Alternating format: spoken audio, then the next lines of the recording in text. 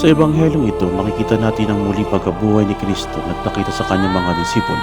Sa dagat ng Tiberias, sa sandaling nakaramdam sila ng pagod sa paghihina ng loob. Pagkatapos ng mahabang gabi na hindi mabungang pangingisda, ginabayan sila ni Jesus sa isang mahimalang huli na sinundan ng isang mainit na paanyaya, "Halika, mag-almusal."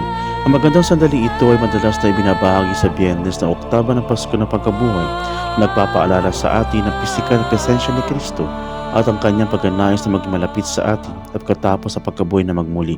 Sa wakas, pag-isipan natin ang tungkol sa imbitasyon na magpahinga. Inihahanda ni Jesus ang apoy at tinapay pa sa kanyang mga kaibigan.